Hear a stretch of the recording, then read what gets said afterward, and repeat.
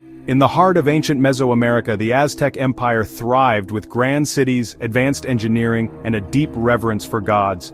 But beneath the splendor of Tenochtitlan's towering temples and bustling markets lay a justice system that modern eyes might see as harsh, even bizarre.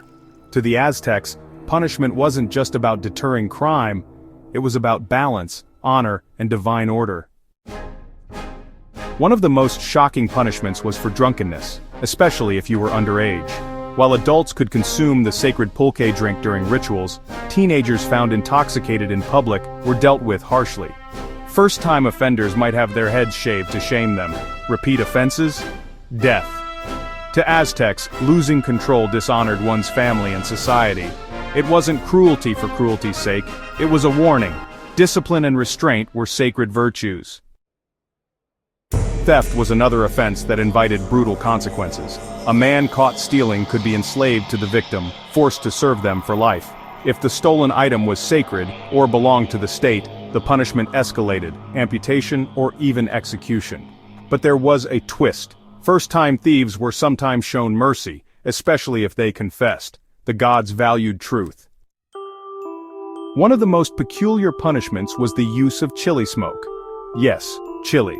If a child misbehaved repeatedly, parents could bring them before community elders. There, the child would be held over burning chili peppers, the smoke burning their eyes and throat. It wasn't meant to cause lasting harm but to scare them into obedience. A fiery lesson, quite literally. Adultery was treated as a serious crime. If a married woman was found guilty, she could be stoned to death or strangled with a rope. Men faced similar consequences if caught. But again, intention mattered.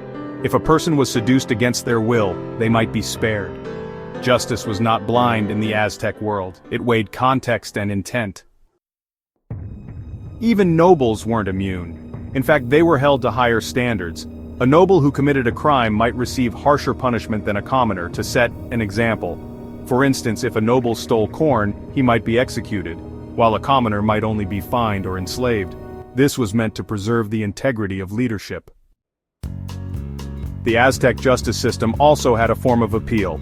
Judges presided over local disputes, and if someone felt a verdict was unjust, they could take their case to higher authorities, even to the emperor himself. So, were these punishments cruel? To us, perhaps. But to the Aztecs, they were necessary to keep cosmic balance.